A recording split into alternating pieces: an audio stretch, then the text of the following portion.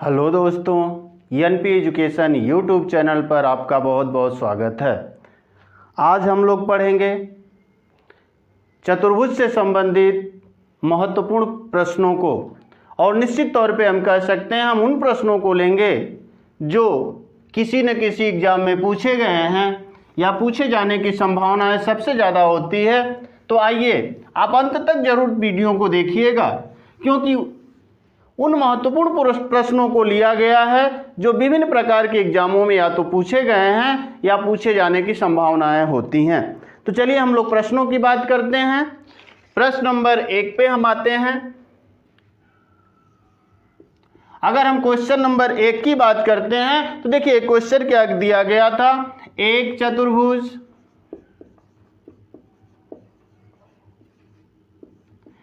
चतुर्भुज के कोण क्रमशः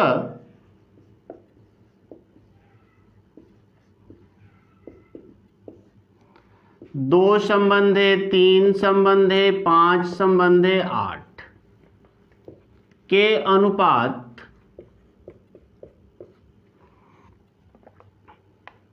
में हैं, तो सबसे बड़े कोण के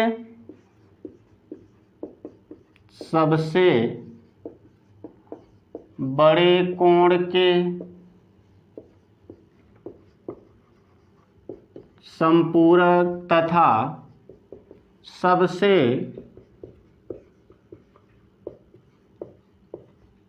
छोटे कोण के कोटिपूरक कोण का योगफल है। पूछा प्रश्न क्या था भैया? कह रहा है कि एक चतुर्भुज के कोण क्रमशः 2 संबंधे, 3 संबंधे, 5 संबंधे, 8 के अनुपात में हैं, तो सबसे बड़े कोण के संपूरक तथा सबसे छोटे कोण के कोटिपूरक कोण का योगफल है। ऑप्शन जो ए था वह था 70 अंश, ऑप्शन जो बी था वह था 60 अंश, ऑप्शन जो सी था वह था 80 अंश, और जो ऑप्शन डी था वह था 50 अंश।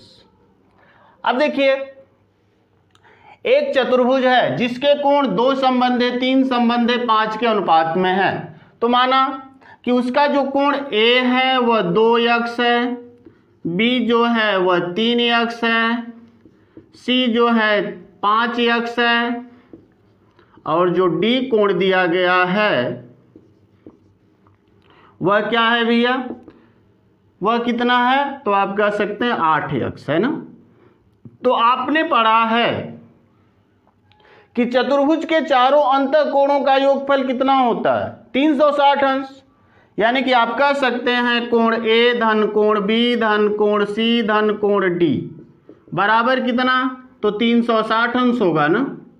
यानी कि आप लिख सकते हैं कि 2x धन 3x धन 5x धन 8x बराबर 360 अंश।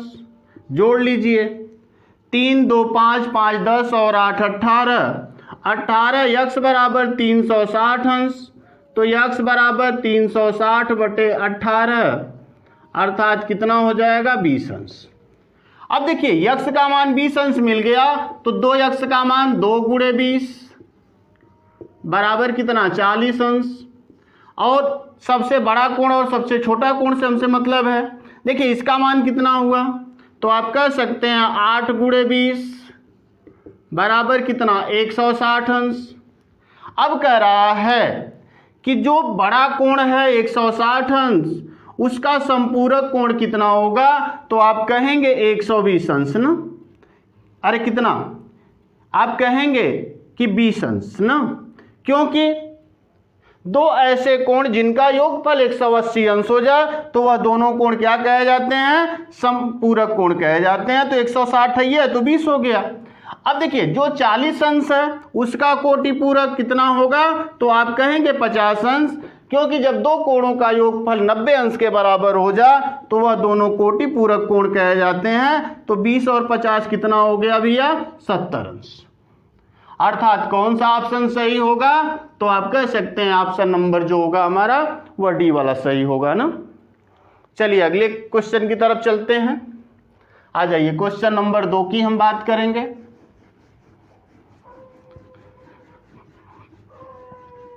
चलिए क्वेश्चन नंबर 2 की तरफ चलते हैं। देखिए हर एक क्वेश्चन बहुत ही महत्वपूर्ण है, इसलिए आप पूरे प्रश्नों को देखिए ध्यान से, क्योंकि यहाँ महत्वपूर्ण प्रश्नों को लिया गया है। तो आइए क्वेश्चन नंबर 2 की हम बात करते हैं। क्वेश्चन नंबर 2 क्या दिया गया था, दी गई आकृति में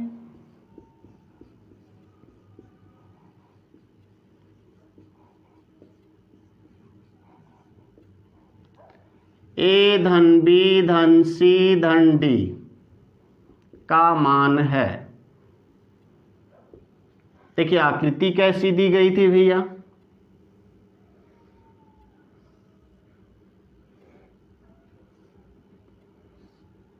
यहां था ए, यहां बी, यहां सी और यहां था डी।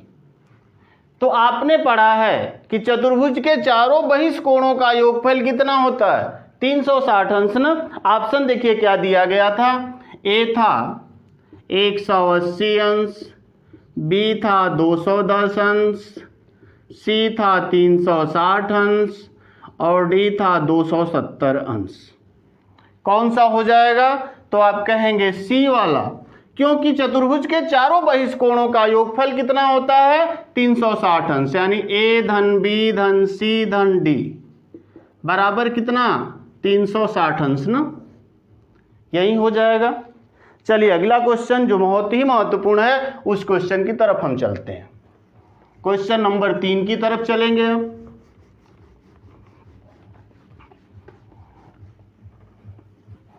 आइए क्वेश्चन नंबर 3 की हम बात करते हैं। क्वेश्चन नंबर जो 3 दिया गया था, निम्न में से कौन सत्य कथन है।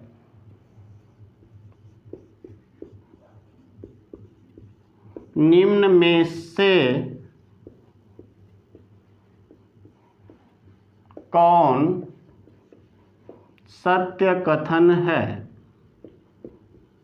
यही क्वेश्चन था। अब देखिए कथन क्या दिया गया था भैया, ए वर्ग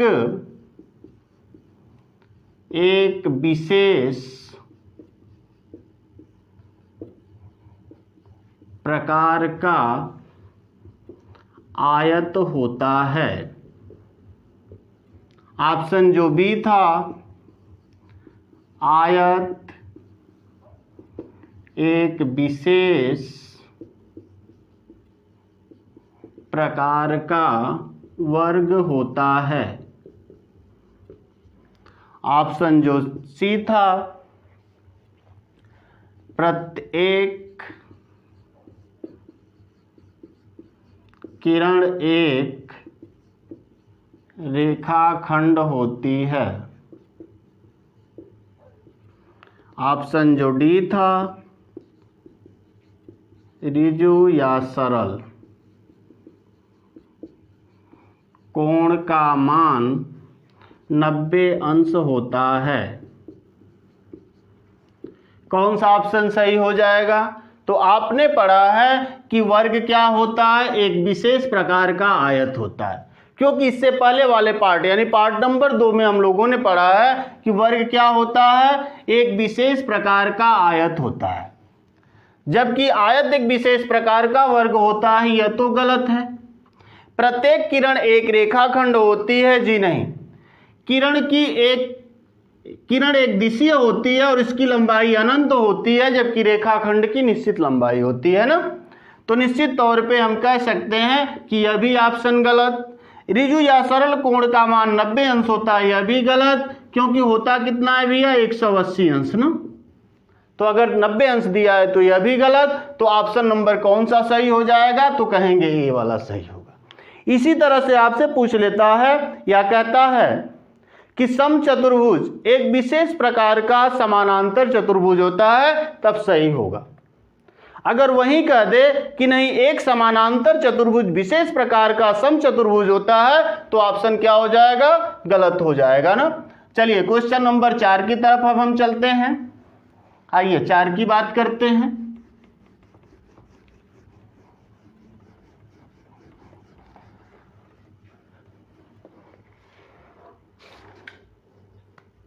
देखिए दिया क्या गया 4 नंबर क्वेश्चन जो है, यदि दो वर्गों के क्षेत्रफल,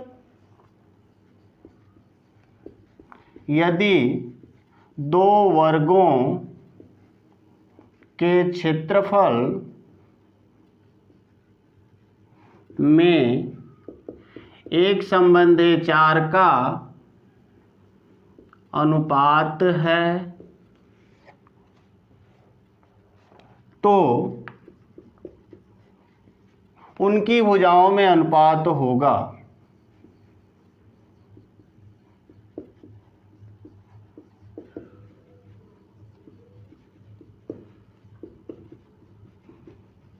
यही पूछ रहा है। अब देखिए दिया क्या गया, ए कह रहा है कि 1:2 का, बी कह रहा है कि नहीं 2:1 का, सी ऑप्शन दिया गया 3:1 का और डी ऑप्शन दिया गया 1:4 का। अब मान लीजिए दो वर्ग हैं, यदि दो वर्गों के क्षेत्रफल में, मान लीजिए एक वर्ग ए है, ए का जो क्षेत्रफल है कितना है, ए वर्ग सेमी है, और जो बी वर्ग है उसका क्षेत्रफल 4 वर्ग सेमी है या 4 वर्ग इकाई है। तो देखिए वर्ग का क्षेत्रफल बराबर क्या होता है, भुजा का स्क्वायर, यानी कि आप लिखते हैं कि वर्ग का क्षेत्रफल बराबर भुजा का स्क्वायर। तो आप अगर भुजा निकालना चाहेंगे तो भुजा बराबर करनी में वर्ग का क्षेत्रफल ना, तो आप लिख सकते हैं ए की भुजा, ए की भुजा, तो आप लिख सकते हैं करनी में ए के वर्ग का क्षेत्रफल, तो वर्ग का क्षेत्रफल 1 है तो आप करनी में हो जाएगा वही, तो अर्थात 1। अब लिखेंगे बी की भुजा, यानी जो बी वर्ग है उसकी भुजा कितनी हो जाएगी भैया, तो करनी में 4 बराबर 2। अब कह रहा है कि ए और बी के भुजाओं में अनुपात होगा, यानी ए संबंधी बी की भुजा का अनुपात जो होगा वह कितना हो जाएगा भैया, तो 1:2 का अनुपात हो जाएगा। अर्थात ऑप्शन नंबर कौन सा सही, तो ऑप्शन नंबर जो आपका 1 वाला सही हो जाएगा ना। चलिए क्वेश्चन नंबर 5 की तरफ अब चलते हैं हम लोग। देखिए क्वेश्चन अच्छे हैं सभी, आप जरूर अंत तक पढ़ें। आइए क्वेश्चन नंबर 5 की बात करते हैं।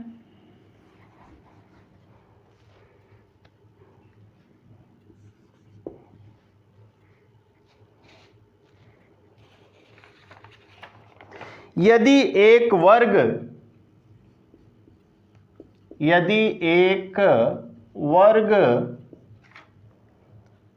एक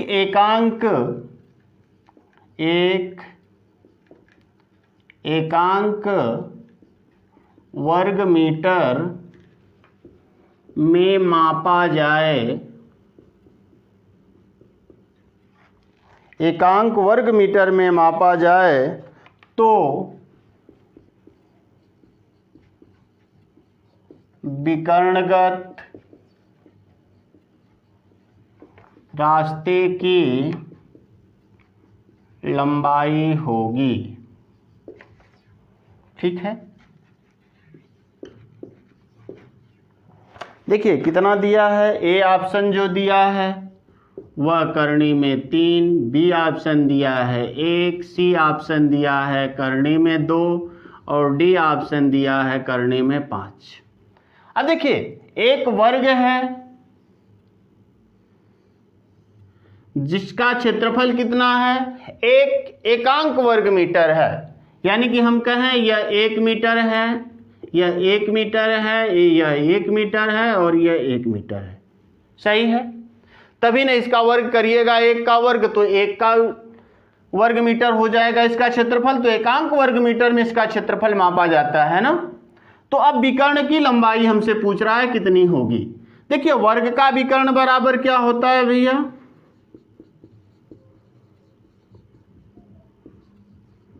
तो आप कहेंगे भुजा करनी में 2, तो भुजा कितनी है 1, करनी में 2 बराबर, इसको हम करनी में 2 भी लिख सकते हैं। ऑप्शन नंबर कौन सा सही हो जाएगा, तो आप कहेंगे ऑप्शन नंबर सी वाला सही हो जाएगा ना। चलिए अगले क्वेश्चन की तरफ बढ़ते हैं, क्वेश्चन नंबर 6। देखिए यह सब क्वेश्चन पूछे गए हैं आपके परीक्षाओं में, आइए क्वेश्चन नंबर 6 की बात करते हैं।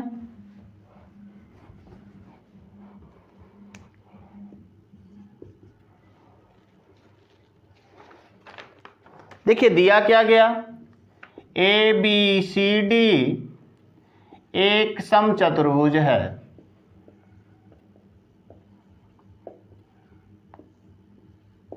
यदि ए बी सी डी एक समचतुर्भुज है तथा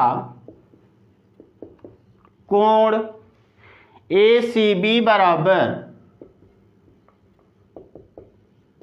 30 अंश है तो कोण ए डी बी का मान बताइए। कोण ए डी बी का मान होगा, पहले चित्र बना लेते हैं।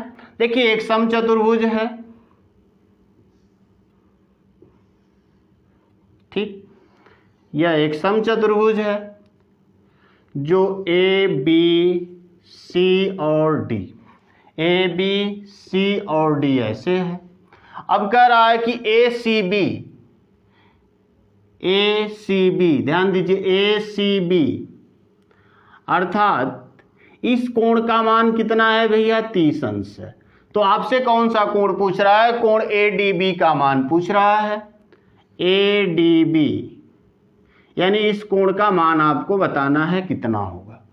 अब ध्यान दीजिए, जब समचतुर्भुज है तो आप कह सकते हैं कि समचतुर्भुज हम किसे कहते हैं, तो वह चतुर्भुज जिसकी सभी या चारों भुजाएं समान हो तथा समूह कोण समान हो, उसे हम क्या कहते हैं, समचतुर्भुज कहते हैं। और समचतुर्भुज की सम्मुख भुजाएं समानांतर भी होती हैं, अर्थात आप कह सकते हैं कि ए बी समानांतर होगी सी डी के, तथा जो AC समानांतर होगी BD के, ठीक है। अब AC समानांतर है BD के, ध्यान दीजिए AC समानांतर है BD के, तथा जो BC तिर्यक रेखा उसे काट रही है,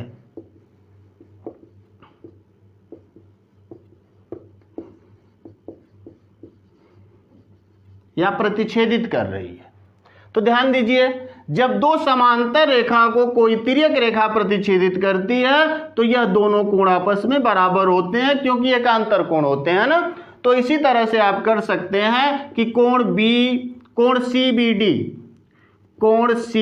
डी बराबर होगा कोण ए सी बी के। क्यों भैया, क्योंकि यह कैसे कोण है, एकांतर कोण।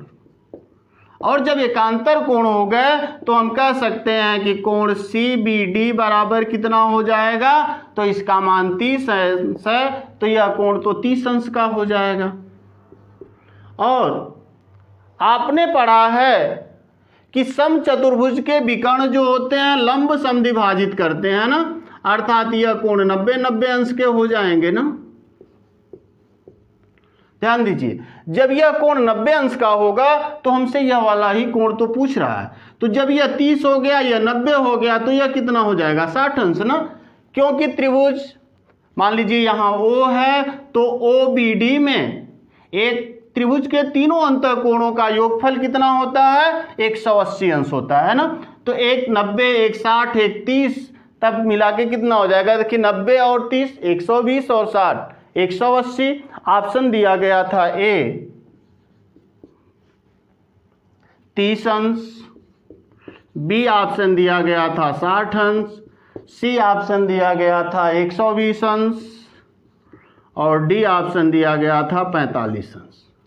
तो कौन सा होगा, तो आप कह सकते हैं कि कोण ए डी बी बराबर कितना भैया, 60 अंश ना। अर्थात जो हमारा ऑप्शन नंबर बी है वह सही हो जाएगा ना। चलिए अगले क्वेश्चन की तरफ चलते हैं। क्वेश्चन नंबर 7 पे हम लोग बात करेंगे। अब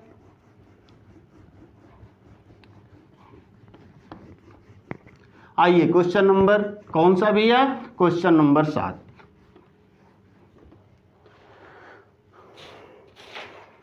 और अच्छा क्वेश्चन है। देखिए यह भी एग्जाम में पूछा गया। यदि ए बी सी डी एक समचतुर्भुज है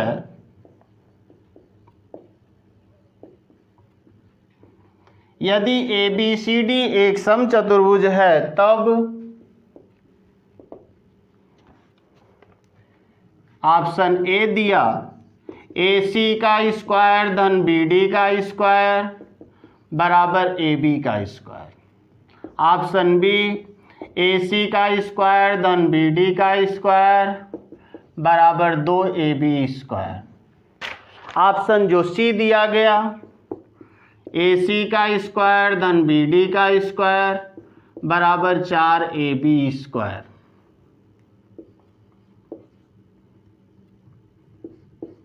और जो ऑप्शन डी दिया गया ए सी का स्क्वायर धन बी डी का स्क्वायर बराबर 3ab स्क्वायर। देखिए ए बी सी डी क्या है, एक समचतुर्भुज है ना, बना लीजिए समचतुर्भुज। क्या है भैया, एक समचतुर्भुज है। मान लीजिए ए बी सी और डी, ठीक है, यह समचतुर्भुज है। तो समचतुर्भुज के जो विकर्ण होते हैं एक दूसरे को क्या करते हैं, लंब समद्विभाजित करते हैं। मान लीजिए ओ पर काट रहे हो तो जितना इस भुजा का मान होगा उतना इस भुजा का मान, जितना इस भुजा का मान उतना इस भुजा का मान होगा ना। अर्थात आप कह सकते हैं कि अगर ए बी सी डी एक समचतुर्भुज है तो जो ओ ए होगा, जो ध्यान दीजिए ओ ए क्या होगा, 1/2 ए सी होगा ना, ए सी का आधा होगा। उसी तरह से जो ओ बी होगा 1/2, ध्यान दीजिए जो ओ बी होगा 1/2 आधा होगा बी डी के ना। अब ध्यान दीजिए यहां कोण तो 90 अंश का बनेगा, तो आप लिख सकते हैं कि समकोण त्रिभुज ए ओ बी में, ए ओ बी में, ठीक है, समकोण त्रिभुज ए ओ बी में। तो आप कह सकते हैं अगर ये 90 अंश का है तो यह कर्ण होगा, इसमें एक आधार एक लंब होगा। तो आप कह सकते हैं ए बी का स्क्वायर बराबर ओ ए का स्क्वायर धन ओ बी का स्क्वायर लिख सकते हैं ना। अब ध्यान दीजिए ओ ए की जगह 1/2 ए सी वैसा हम बैठा सकते हैं या ए सी बटे 2 भी से हम लिख सकते हैं, कोई समस्या नहीं। तो आप लिख सकते हैं ए बी का स्क्वायर बराबर ए सी बटे 2 का स्क्वायर ना। उसी तरह से ओ बी के जगह हम क्या बैठा सकते हैं, बी डी। तो आप लिख सकते हैं बी डी बटे 2 का स्क्वायर। अब कर लीजिए, देखिए ए बी का स्क्वायर बराबर ए सी स्क्वायर बटे 4 धन बी डी स्क्वायर बटे 4। 4 दोनों में है तो हम लिख सकते हैं ए बी का स्क्वायर बराबर ए सी स्क्वायर धन बी डी स्क्वायर बटे 4। अब इसका हम इसमें गुणा कर दें तो 4ab स्क्वायर बराबर ए सी स्क्वायर धन बी डी स्क्वायर, यही होगा ना। अर्थात हम कह सकते हैं कि कौन सा आंसर हुआ, तो आंसर नंबर सी, ए सी स्क्वायर धन बी डी स्क्वायर बराबर 4ab स्क्वायर, यही हो जाएगा ना, यही वाला हो जाएगा। चूंकि इससे पहले वाले पार्ट में भी हम लोगों ने पढ़ा है इसे कि समचतुर्भुज में भुजाओं के वर्गों का योगफल विकर्णों के योगफल के बराबर होता है, यह हमने पढ़ा है इसके गुण में समचतुर्भुज के। अगर आपने नहीं देखा है तो इससे पहले वाला पार्ट यानी पार्ट नंबर 2 आप देख लीजिए, उसमें इसके गुण के बारे में बताया गया है। तो ऑप्शन नंबर कौन सा सही होगा भैया, ऑप्शन नंबर सी सही हो जाएगा ना। अब चलिए क्वेश्चन नंबर 8 की तरफ चलते हैं हम लोग। देखिए क्वेश्चन बहुत ही महत्वपूर्ण है। आइए क्वेश्चन नंबर 8 की बात करते हैं। बहुत ही महत्वपूर्ण क्वेश्चन। क्वेश्चन नंबर 8, एक आयत की कितनी सममित रेखाएं हैं? एक आयत की कितनी सममित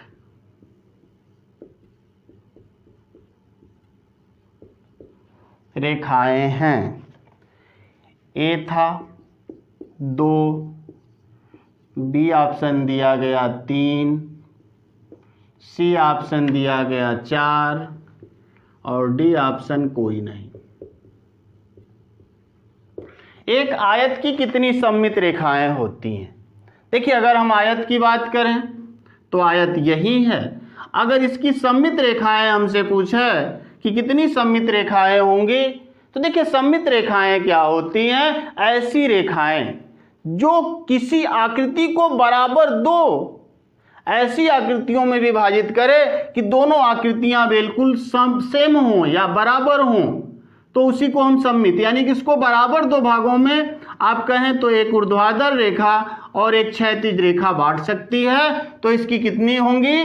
2 सममित रेखाएं होंगी ना।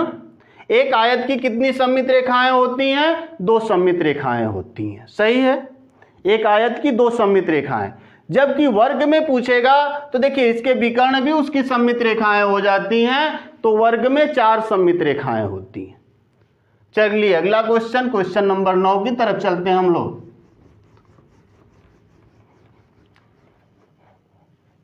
आइए क्वेश्चन नंबर 9। जो क्वेश्चन नंबर 9 की हम बात करते हैं, यह पूछा गया था 69,000 शिक्षक भर्ती में। संलग्न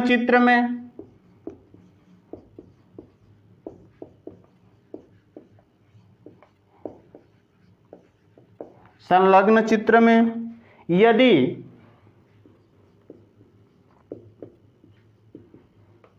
AB धन AC बराबर 5 AD तथा AC माइनस AB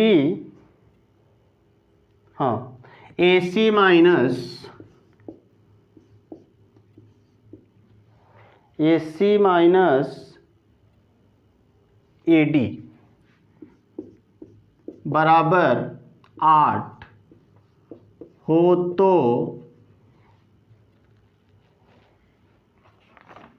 आयत ABCD का क्षेत्रफल होगा। देखिए चित्र जो बनाया था भैया, एक आयत बनाया था, यह A था, यह B था, यह C था और यह D था, और यहाँ से AC को मिलाया गया था। ठीक है, और ऑप्शन क्या दिया गया था? ऑप्शन A था 36 वर्ग इकाई, ऑप्शन जो B था वह दिया गया था 50 वर्ग इकाई, ऑप्शन जो C था 60 वर्ग इकाई, और ऑप्शन जो D दिया गया था वह था 82 वर्ग इकाई। देखिए इसको अगर हल करेंगे तो लंबा प्रोसेस है, लेकिन हम कहें कि वर्ग जो आयत होता है, आयत के प्रत्येक कोण समकोण होते हैं, अर्थात यह कोण 90 अंश का होगा, यह कोण 90 अंश का होगा, यह भी कोण 90 अंश का होगा और यह भी कोण 90 अंश का होगा। तो आप कह सकते हैं कि ACD एक समकोण त्रिभुज बनेगा।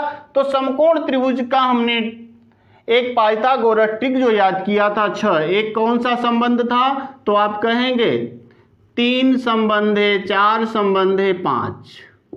दूसरा क्या था भैया? 5 संबंधे 12 संबंधे 13। तीसरा क्या था? तो आप कह सकते हैं 7, 24 और 25 का संबंध था। और जो चौथा था 8, 15 और 17 का संबंध था। पांचवा क्या था भैया? तो आप कह सकते हैं 9, 40, 41 का संबंध था। और छठा क्या था? तो 20, 21 और 29 का संबंध था। अगर इतना आप जानते हैं तो निश्चित तौर पे बड़ी आसानी से कर सकते हैं। देखिए अगर हम मान लें कि यह जो है कर्ण है तो चूंकि लंबा होगा 5 होगा, यह 4 है, यह 3 है, सही है। तो क्या देखिए AB प्लस, यहां देखिए AC माइनस AD, अगर AC में से 5 में से 3 को घटाइएगा तो क्या 8 आएगा? कहेंगे नहीं आएगा, मत रखिए, हटा दीजिए इस चीज़ को। अब दूसरा वाला ले लीजिए 5, 12 और 13, इसे देखिए 13, इसे 12 और इसे 5 कर लेते हैं, सही है।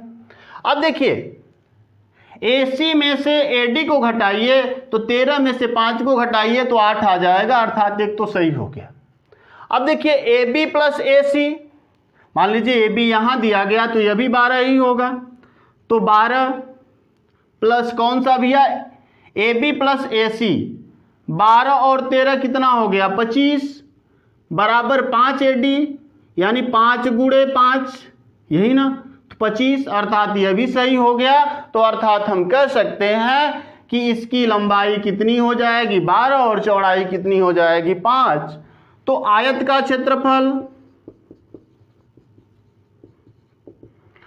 क्षेत्रफल कितना होता है भैया? लंबाई गुणे चौड़ाई ना, अर्थात 5, या हम कह सकते हैं 12 गुणे 5 बराबर कितना 60 वर्ग इकाई। और यही क्वेश्चन पूछा गया था 69,000 में, अर्थात ऑप्शन नंबर कौन सा सही होगा? तो ऑप्शन नंबर जो डी है वह सही हो जाएगा ना। चलिए इसी से रिलेटेड एक और क्वेश्चन कर लेते हैं। आइए क्वेश्चन नंबर 10 की तरफ चलते हैं। देखिए अगर हम थोड़ा सा ट्रिक का प्रयोग करें, इस जो पाइथागोरस ट्रिक से हम बहुत से प्रश्नों को बना सकते हैं, सही है। आइए देखिए अगला क्वेश्चन क्या था, यह भी क्वेश्चन पूछा गया। एक आयताकार खेत का विकर्ण एक आयताकार खेत का विकर्ण 17 मीटर तथा परिमाप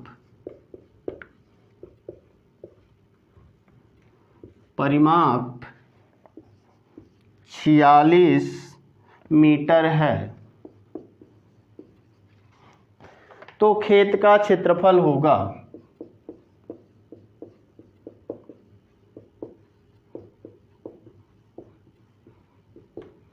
देखिए ऑप्शन नंबर ए जो दिया गया वह है 132 वर्ग मीटर, ऑप्शन जो बी है वह है 289 वर्ग मीटर, ऑप्शन जो सी है 120 वर्ग मीटर, और ऑप्शन जो डी है वह है 112 वर्ग मीटर। चलिए अब देखिए एक आयताकार खेत है जिसका विकर्ण कितना है भैया? तो आप कह सकते हैं 17 मीटर है ना, विकर्ण 17 मीटर है। तो हम और कह रहा है कि अर्ध परिमाप, अरे इसका परिमाप जो है 46 मीटर है। तो एक संबंध हमने पढ़ा था ना, 8 संबंधे 15 संबंधे 17 को पढ़ा था ना, 8, 15 और 17 पढ़ा था ना। अब देखिए अगर यह 17 है तो हम इसे 8 मान सकते हैं और इसे 15 मान सकते हैं, यानी कि आप देखेंगे तो 15 8 120, यही होता है ना, अर्थात 120 वर्ग मीटर हो जाएगा इस आयत का क्षेत्रफल। अब देखिए क्या परिमाप इसका 46 मीटर आ रहा है, तो देखिए 8 और 15 कितना हो गया, तो 23। चूंकि यह अर्ध परिमाप निकला, पूरा परिमाप निकालेंगे तो 2 का गुणा कर देंगे अर्थात 46 हो जाएगा। तो ऑप्शन नंबर कौन सा सही होगा भैया? सी वाला सही होगा, क्योंकि अगर पाइथागोरस ट्रिक आप जानते हैं तो निश्चित तौर पे हम उम्मीद करते हैं कि आप क्वेश्चनों को बड़ी आसानी से कर लेंगे ना। आइए क्वेश्चन नंबर 11 की बात करते हैं, क्योंकि आज जितने भी प्रश्न हैं उन प्रश्नों को हम यहीं पे हल करके खत्म कर देंगे। चतुर्भुज से संबंधित जितने भी प्रश्न बन सकते हैं उन प्रश्नों को हम लोग हल करते हैं। आइए अगला, हाँ एक क्वेश्चन पूछा गया था, यह भी 69,000 में पूछा गया था। क्वेश्चन नंबर 11, एक समलंब चतुर्भुज की एक समलंब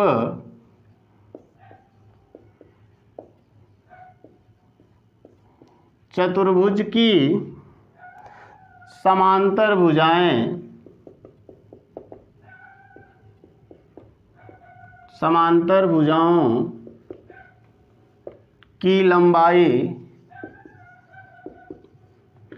ए तथा बी मीटर है।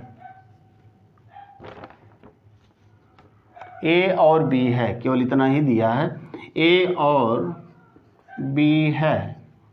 आगे कह रहा इसकी असमांतर भुजाओं, इसकी असमांतर भुजाओं के मध्य बिंदुओं के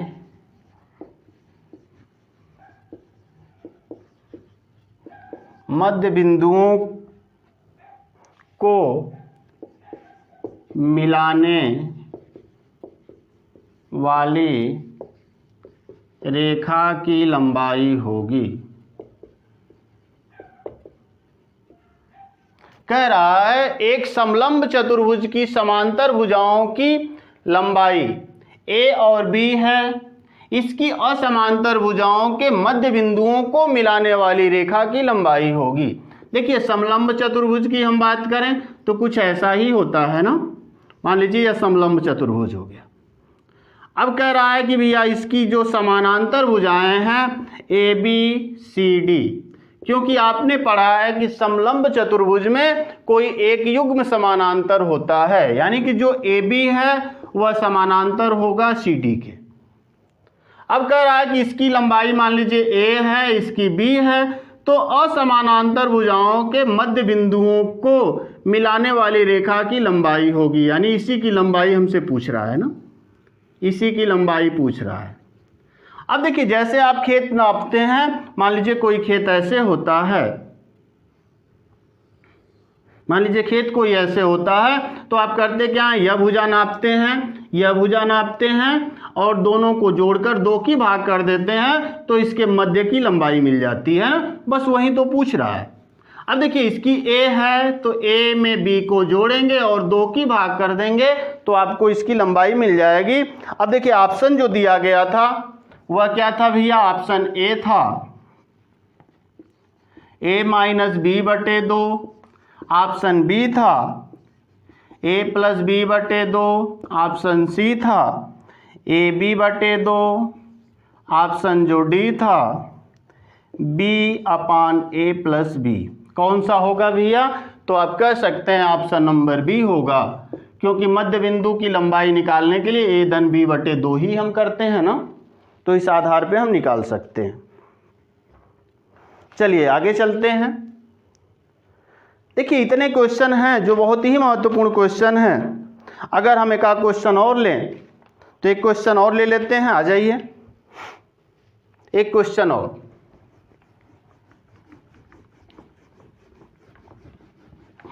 और लास्ट क्वेश्चन होगा। और कुछ क्वेश्चन बच जाते हैं जो चक्रीय चतुर्भुज से संबंधित हैं, तो जब हम लोग वृत्त को पढ़ेंगे तो उन क्वेश्चनों को कर लेंगे, बड़ी आसानी से हल हो जाएगा वहां पे। आइए एक और लेते हैं। एक वर्गाकार मैदान की परिधि,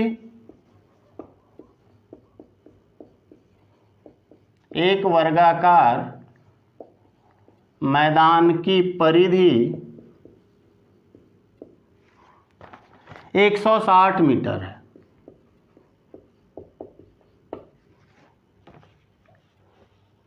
ठीक है, उसका क्षेत्रफल होगा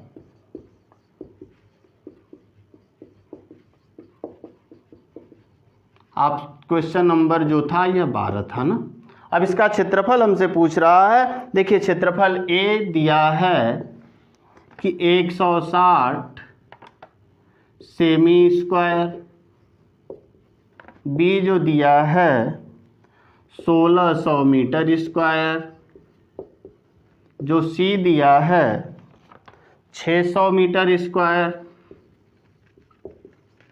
जो डी दिया है ऑप्शन 40 मीटर स्क्वायर। ठीक है, यही ऑप्शन दिए गए थे। चूंकि देखिए एक वर्गाकार मैदान की परिधि कितना है भैया, 160 मीटर है। ध्यान दीजिए, एक वर्गाकार मैदान है। अब इसकी जो परिधि है यहां से यहां तक, यहां से यहां तक, फिर यहां तक चलिएगा तो 160 है, यानी कि इसकी भुजा कितनी हो जाएगी, तो आप कह सकते हैं भुजा बराबर परिधि बटे 4।